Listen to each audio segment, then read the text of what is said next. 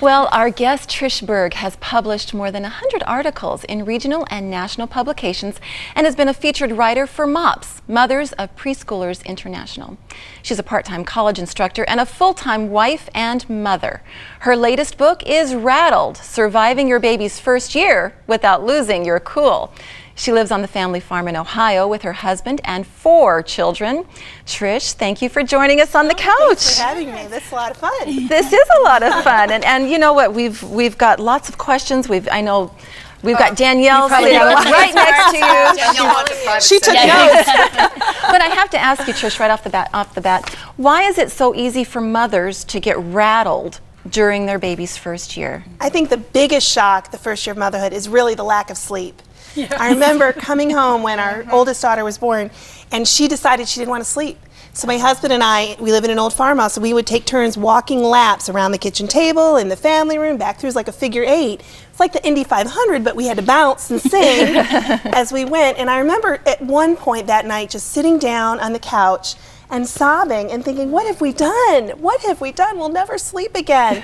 But it does get better. Yeah. That lack of sleep can just affect every part of your life, so you really need to find a way to get some help so you can get those naps in and get some sleep back. What did you do on a 200-acre farm in the middle of nowhere, Ohio? Yeah, nowhere, Ohio, yes. I'm kind of a city girl who happened to marry a farmer, so I had to learn and adapt to that, but you're right, it's very isolating. I was physically isolated being on a farm without a neighborhood and houses next door, but a lot of moms are isolated wherever they live, especially that first year. They don't go out, they don't connect with other women, and that is really difficult. Women need friendship. God created us, we need that connection. And especially when the baby is so young. I mean, you think of your house and, oh, if I only had time to clean the house, but the baby needs you. When the baby is sleeping, the last thing you want to do is clean the house. You're so exhausted. Yeah, I always tell moms, aim for a C on your housework, especially that first year. Don't aim for an A. You know, a C minus. Hey, if you can survive it, that's all right. You know what? Actually, one of your first chapters, and I've heard this before. People have said this to me. Don't worry about the cleaning. Don't worry about the food. Get the frozen meals. Yep.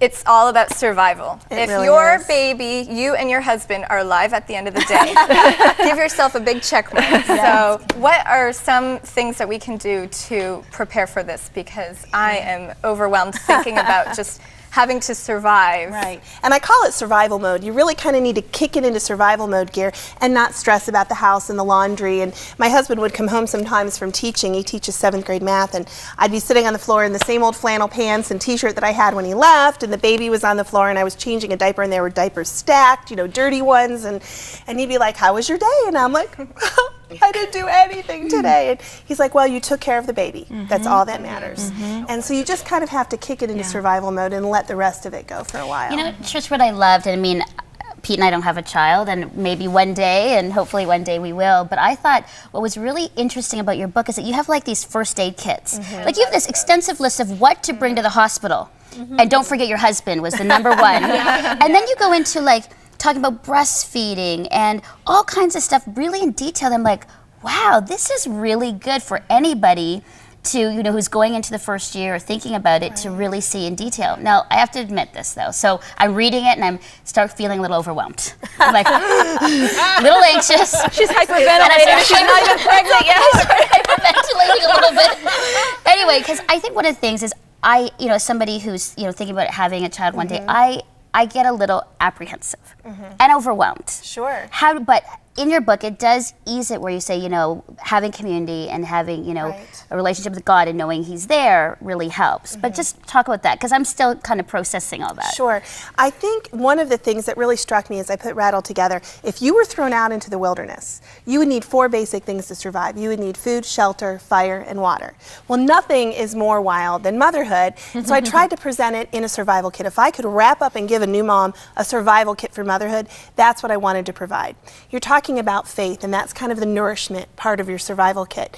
And I know when all 4 of my children were babies, I let go of that devotional time, that quiet time. I slept whenever I could, and if I could sleep in, I slept in. But one of the things I try to encourage moms to do is to not let go of that time with God. You have to do it in different ways. So instead of finding that 20 minutes of quiet prayer devotional time, you can pray your way through your day. So when you're up in the morning and you're nursing your baby, or you're up at 3 a.m. nursing your baby again, you can actually use that time to pray. I keep a devotional and a Bible in my bathroom, in my magazine rack, because there are days that is the only quiet time I will get. And my kids are older, but there's still, motherhood continues and goes on. It's a lifetime adventure. So I would find unique ways to kind of incorporate your faith into everything you're doing.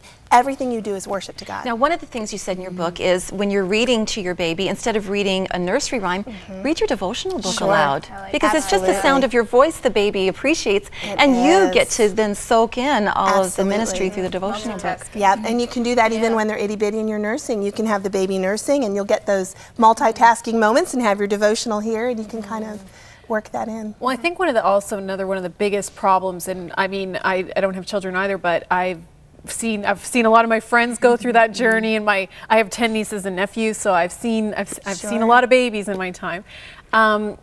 But I don't know one mother who thinks that they're doing a good job. I think they're really hard on themselves, and they're always feeling like they're trying, but never quite measuring up, you know, and they didn't do this right, and there's so many expectations that are put on them, you know, if they're breastfeeding or not, if they're happy even around their babies, you know, if they're getting beyond survival mode and actually being this, you know, beaming mother. How do you get beyond those expectations